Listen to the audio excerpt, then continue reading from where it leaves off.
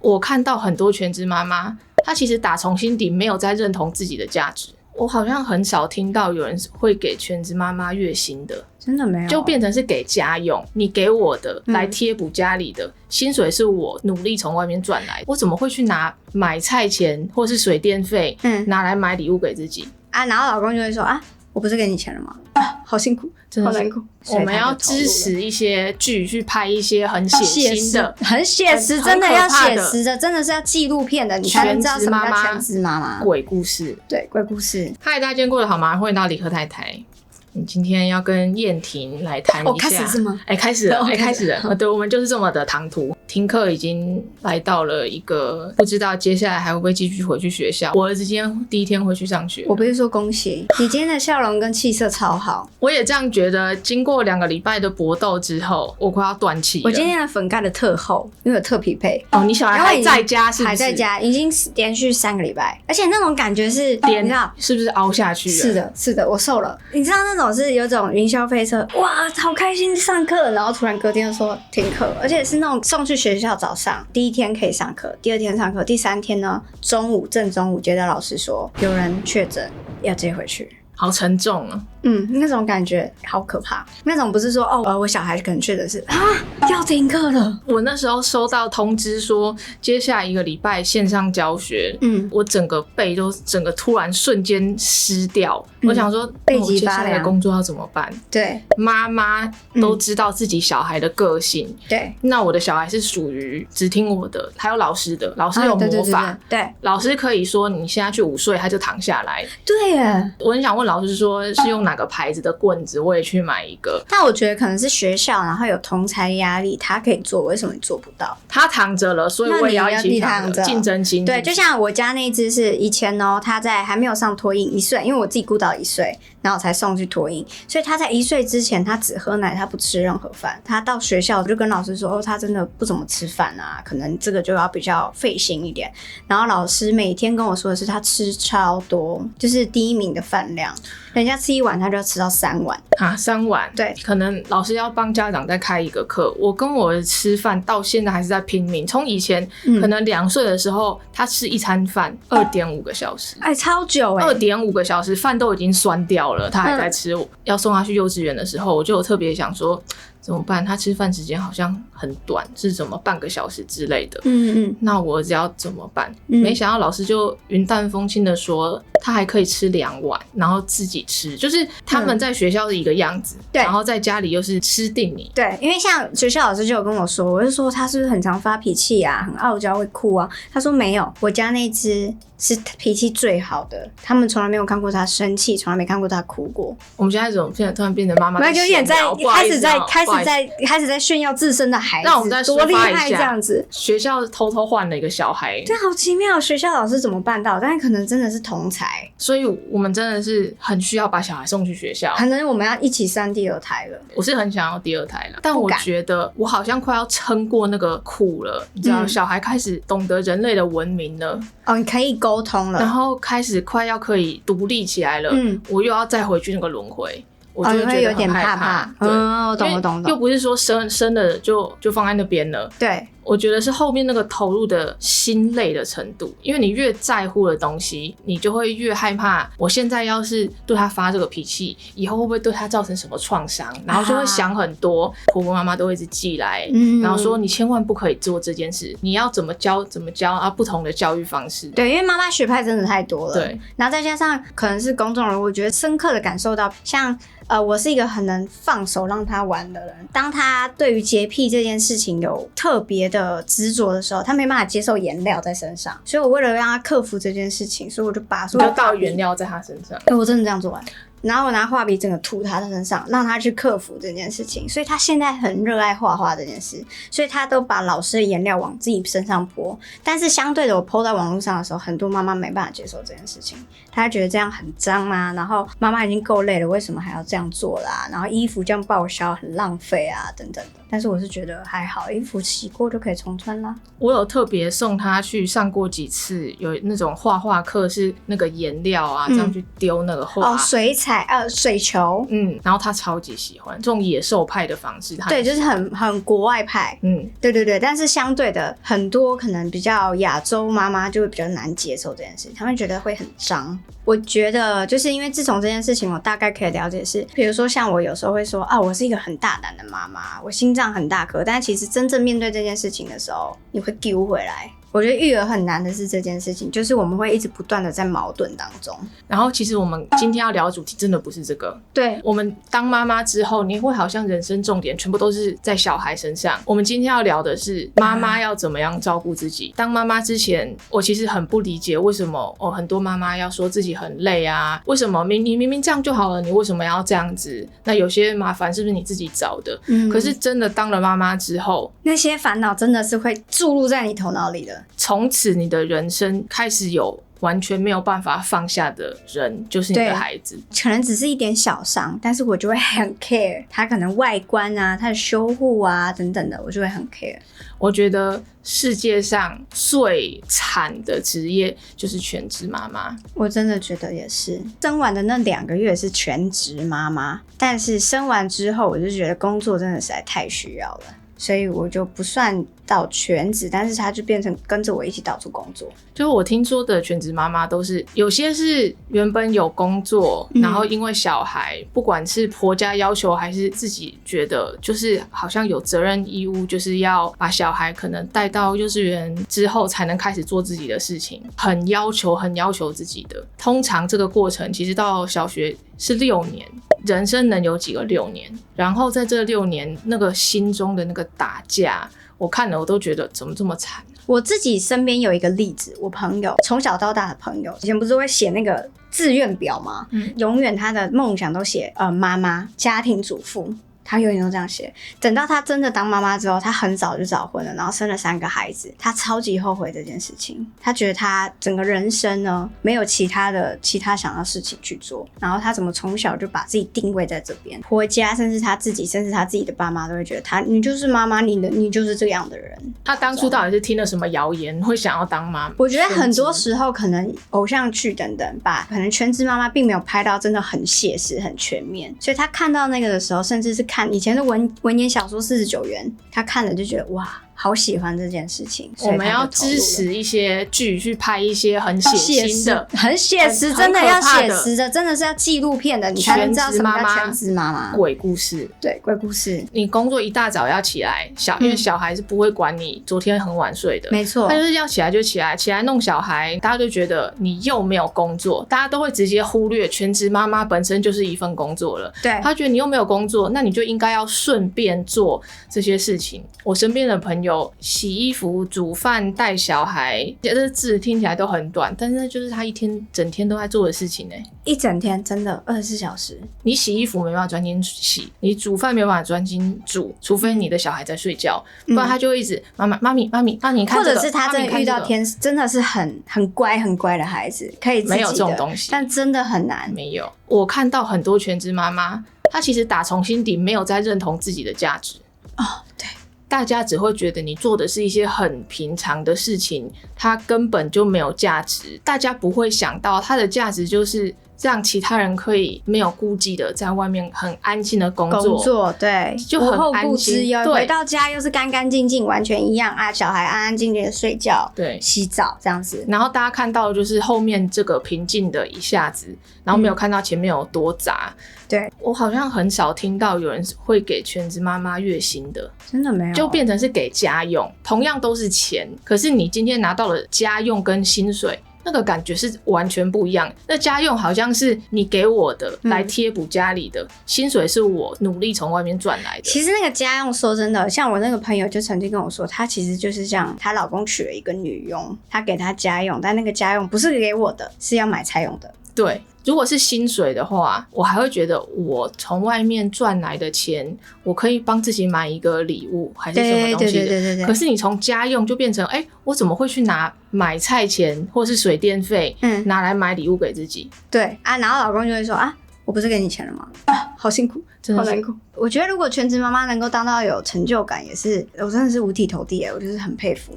到底怎么办到那种成就感出来的？我觉得可能到时候都是变成你知道在人生的尾端，觉得我辛苦带大了这几个孩子，然后这孩子可能都很优秀，然后就觉得哦我值了。可是你知道你要活到那个时候，那个岁数，可能孩子真的大了，你的成就感变成 delay 了几十年。还有如果小孩不好，就是你害的。当你在问你自己，我是谁？我想要做什么？我想要成为怎么样的人？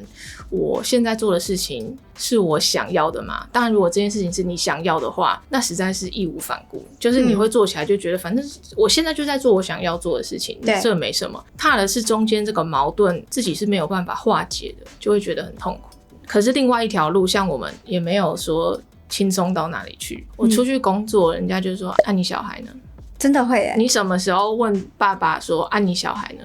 突然有一种悲从中来的感觉。我今天没有要谈什么两性平等或是什么，我只希望大家可以身为妈妈的人应该好好想一想自己的自身的价值。你当了妈妈，但是你可以从妈妈这个角色去延展出更多你自己的不同面貌跟魅力值，我觉得是这样子。没有人教我们怎么样当妈妈，就这个角色被赋予很重的期望。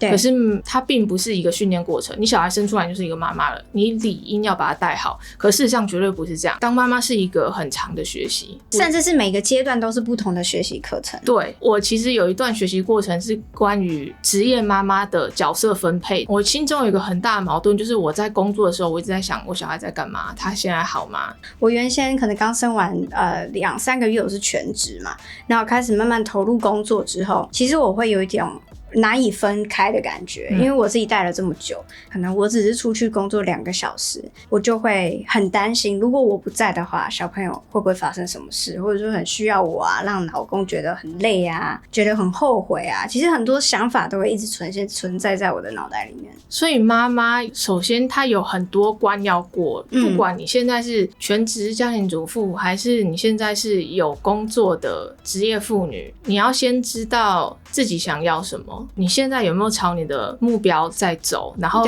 要帮自己要分得比较清楚一点。我选择工作因为一定会有一些原因嘛，比如说我就是需要分担家计，或者是我必须要全部的钱是我出嘛，那我怎么可能不工作？对，所以这个东西已经目标非常明确了。我工作的时候就是专心工作，那我能做的就是尽量让自己的效率提高。8个小时的工作有没有办法4个小时做完？剩下带小孩的时间尽量就不要想工作了。因为我自己有学习到的一点，我跟我咨商师说，我在带小孩的时候，我觉得我会焦虑，比如说现在要洗澡了，他就会自己觉得要去了才去，不然他就会继续在那边看书、玩玩具、拼字，再拼完他才要去。可是我心里就会觉得，可是时间到了，我们是不是要赶快把它做完？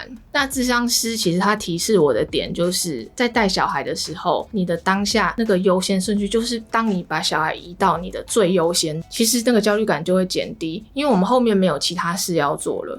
我懂他咨商师的意思了，就是你后面没事情，那没关系，你就不要去执着这件事情。对，不要拿我在工作时候的那个态度放在对，就是什么时间做什么事情放在他身上。比如说我们11点要开会，但是洗澡不一定要7点洗澡，7点20分洗澡也不会怎样。 OK， 懂。那当我有办法把这个心态稍微切换，现在这个时间是小孩第一时间，他现在想要玩这个，好，我们先玩一下，我也不要逼自己说一定要7点整洗澡，我们7点23分洗澡啊，懂。然后我的心态就突然豁然开朗，比较轻松一点了。懂。我觉得我刚开始偏向你这样，我现在比较像咨商师这个做法，在那个时间点拉宽一下弹性，在那1个小时内我们完成这些事情就好了。之前8点睡，现在变成8点半睡。他有的时候会突然说我要再多听2个故事，你不讲完他是不可能睡的。你如果这时候一直看表怎么办？已经8点半了，他再不睡，那超过9点会不会影响大脑发育？然后怎么样？然后我就开始变得焦虑。我现在已经慢慢的可以省去吓自己的这个了。我们少睡这个半个小时不会怎样。我变成不是安慰他，我要一直在心里安慰自己说真的没有关系。当妈妈是在安慰自己像你是说大脑，我是说会不会长不高，因为我太矮了。你老公可以平均一下，但是我就怕我基因太强，因为我觉得他像我比较好看。对，所以我就觉得如果真的整个身高像我的话，完蛋，会完蛋，所以我就想要他早点睡，趁他睡觉再拉一下他的脚。我会我会偷偷这样子帮他按摩一下，然后关节按摩，然后我就念一些就是长高长高长高高，催眠骨骼长壮壮这样子，然后我就觉得哇，隔天他又好像有长高咯，对，然后就妈妈的自我催眠，对，催眠，然后就觉得哇，然后我就一直问朋友说，你有没有觉得他长高？有吼，你都用这种眼神，大家都只会说。妈妈就要学会自我催眠，对，就是没事的，放宽心 ，OK 的，这样，然后再自己紧张这样。还有，我觉得妈妈的自责跟愧疚感，这是超需要克服的。小孩就会做一些会把你逼疯的事情。当小孩做这种事情的时候，你要怎么样不要让自己变成一个怒气反应在他身上，对不对？对对对，我懂，你要忍。我发现我当妈妈之后，我忍的功力又更强了。我现在我在想象我人已经不在那里了，我必须要想象我已经灵魂出窍了，然后我远远的在看我跟他的画面。我那时候是不会讲话，因为我僵住了。然后我让自己冷静下来，我会跟我自己说，我现在很生气，但是我不能发在他的身上，因为那个只是我在抒发我自己的情绪，对这件事情没有帮助。我变成可以让那个情绪在那边飞一下，我以前没有办法，但是我现在以前应该是直接就出去了，对不对？我直接就傻眼，就直接出去，我也有爆炸过，对小孩。我觉得没有人没爆炸过。然后之后我超后悔，我真的是非常非常后悔，然后就一直很愧疚，觉得我没吓到他。但后来发现他又没有，就是有这样子的时候，我就觉得没事。可是哪一个妈妈凶自己小孩会开心的？在小朋友1岁之前，我就觉得还可以控制，因为他不会表达。对，那1岁之后他开始会讲一些单词的时候，同样的小男生他的活动力真的很高。会不会有理智线爆炸的时候？一定有，尤其停课期间，真的好容易爆炸。我那个理智线真的是每天都在告诉自己忍住。常常跟巨人讲的一句话就是：你现在对他生气，他之后就会这样对你，因为他学你，小朋友都是学的。对，甚至他会这样子出现，就也有可能是因为我们打他的手。对，那他这样会不会去打别人？会，所以我 always 就是想办法要打下去的时候，我就要想办法收来，变成这样轻轻拍一下，又或者是要出去的时候什么的时候，我就好。但是我有没有对小孩发脾气过？一定有。就像你说的，我晚上我真的那时候就抱着他道歉，我就说妈妈对不起啊，妈妈不是故意的。虽然他听不懂，但是我觉得至少讲过了，我的心也比较觉得 OK 了。但是他回我一句是妈妈爱你，我就觉得。我儿子前几天跟我说：“妈咪，我觉得爱是蓝色加粉红色。”哇，粉红色是爱，蓝色是忧郁。他说：“因为爱一定会有蓝色。”他是诗人吗？他讲这些东西，只让我觉得这孩子比我纤细敏感太多了。我不能这样子教他，因为他会变得什么都可以吸收的进去。而且他会自己延伸去想，他跟我不一样。很多时候，我觉得我在带小孩的时候，我都会误会，以为他跟我一样。但是小孩真的是一个不同的个性、不同的兴趣的一个个体，我没有办法把他当成我自己去教他。然后他每次讲一些很简单的话，都会让我想说：你怎么跟我这么不一样？那我怎么可能用我自己觉得对的方式教你？我就有问咨商师说，我担心我送错学校，我选错了怎么办？咨商师最后他就说，你要相信你怎么选都是对的。或许我真的需要给自己一点信心，就是有时候你太过于可能觉得你当妈妈这个角色，你很多犹豫的事情。后来我发现妈妈照顾自己的方式有一个也是，你就相信自己吧。我很常跟粉丝妈妈说，就是你要相信自己，另外要相信孩子。如果你不相信孩子，等同不相信你自己，这样子的话就是没有取得一个平衡。对，所以我觉得相信孩子、相信自己真的很重要。然后真的拨出时间照顾自己、照顾小孩这件事情的，给我的精神的紧绷程度比工作还要高。我要怎么样让自己放松、停下来？可能我请我妈帮我带一下，我可能那天我就去泡澡去按摩好像差不多妈妈都是这样的行程不动。就有的时候你要给自己一个空间，放空也好，不要想事情也好。如果这时候有人说你怎么没有跟你的小孩在一起，真的不要理他，因为他不知道你已经为了这个小孩做了多少努力了。他们看到的只是你怎么没有在你小孩旁边，在那边拼命的时候人家是看不到。放过自己，让他们讲。我觉得没有人一生就是一定被冠上你就是全职妈妈，你全职妈妈你一样有自己的生活，你一样可以跟你以前的同学甚至是朋友邻居一起聚会都没有关系，你要带着小孩一起聚会都没有关系，但当你自己一个人锁在家里跟小孩的时候，那真的是非常非常非常无聊甚至是很辛苦的一件事情，很容易看不到自己的价值，真的会看不到，因为你永远待在家里，你看到镜子你永远都是真的颓废的状态。比如说我们在工作表现好，我们会有很多指标，甚至会有同事说你这个做得很好，你很强甚至有竞争力。可是你在家里面，人会说哇，这件衣服洗得有够干净的，你有选得很好很健康，小孩你有办法让他在这个时间睡觉，没有人会因为这个东西称赞你。对，我觉得说不定婆家会希望你这样做，或者是老公希望你这样做，但是有时候那种自我甚至是人生是自己的，对自己，你要为自己去抗争一件事情，就是尽管只休息那1个小时，你也是赚到那1个小时，真的是这全职妈妈当中最幸福的1个小时。我觉得这至少1个礼拜休1天，真的是健康的事情，不要闷在心里。对，你不要觉得你讲出来就是爱抱怨，因为不是，你讲出来你是在讨论你的工作，对，然后你要思考你想要怎么样把它变得更好，对，照顾自己也是让你工作可以变得更顺的一个做法。甚至有时候哭其实不是懦弱，它其实是释放自己的情绪，去更了解自己，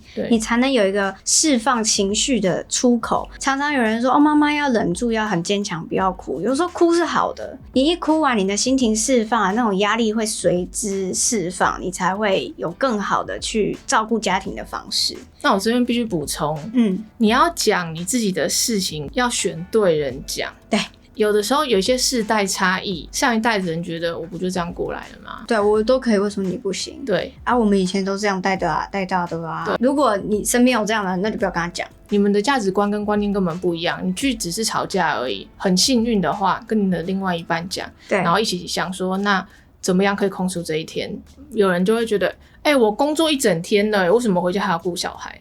就好像妈妈没有在工作顾小孩一样。全职真的很累，我甚至觉得有一天让爸爸，就是如果爸爸是工作的，你是全职，你就让爸爸带一天，就那么个假日，带那一整天，他就大概知道你的状况是什么了。我觉得爸爸愿意分担带小孩，你都算嫁得好的了。真的真的，因为这个观念我觉得已经有点深深的刻在这个社会里了。就是大家知道这样子这个方向是对的，可是实际在执行起来的时候太少了，还是要沟通啦，就是每天都得沟通。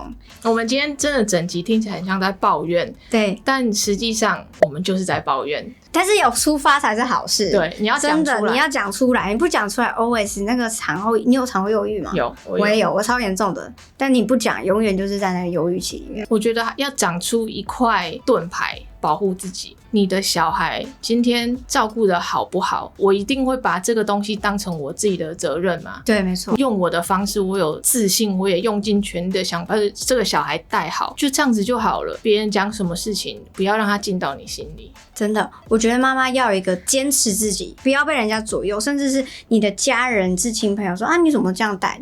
你觉得你这样是对的，就是对的。对，以后小孩好跟不好，这些人不会去说那是他的责任的。对，就是他一定会说就是你的，所以你根本不用听。有抒发真的是好事。我觉得加油啦，不要让那些不知道你状况的人，有些那些批评不小心就会进到自己心里。就是要学会说，我连听都不要听，我连那个情绪我都不会被激起来。像巨人，我觉得他有一次对我讲说，你是他妈妈，只有你知道你儿子的个性是什么，你就是坚持做你觉得对的事情，不要去在意别人，尽管是我爸妈，你也都不要听。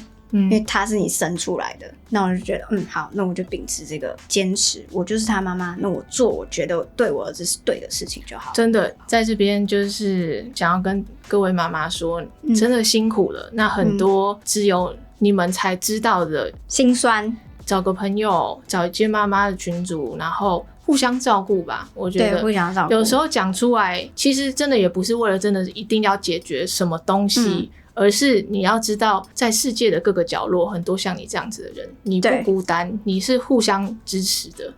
认真觉得不要忍这件事情。如果你觉得你的可能是说你自己带，或者是你觉得有没有队友没有关系，没关系，想清楚之后你要自己带就自己带，果断的放开一切也 OK，甚至是觉得你这样会更好。真正什么叫做妈妈的自我，甚至这个价值，就是你要更看重你自己，因为妈妈自己好，小孩才会好。真的，如果你不好，小孩是跟你是连着的，妈妈开心，你永远不会好。你的那个整个氛围，就是小孩会感觉到你很开心，所以他也会很开心，他就会很开心。但如果你今天一直这样，他其实小孩都知道。对，妈妈能给小孩最大的礼物就是照顾好自己，快乐妈妈就有快乐的童年。没错。好，那我们今天就谢谢燕婷一起陪我抱怨。可以哦，很难得好吗？我真的是我不知道这集会不会有人看啊，但是我觉得你可以开一个，你知道吗 ？YouTube 的妈妈坐一排。前面摆酒，哇，精彩的嘞！没有，我觉得大家就会先喝醉，就先没有不会醉，因为那个话题永远清醒着，大家哇那个愤怒值会出来，你就是摆一桌，你来，对啊，你来，以后遇到这种你来，祝全天下的妈妈可以好好的照顾自己，对，然后对有空有兴趣的妈妈就约一下喝酒。那今天就这样啦，如果你喜欢我影片的话，请帮我在留言分享，如果还没订阅的话，请帮我订阅一下，谢谢收看，我们下次见，拜拜。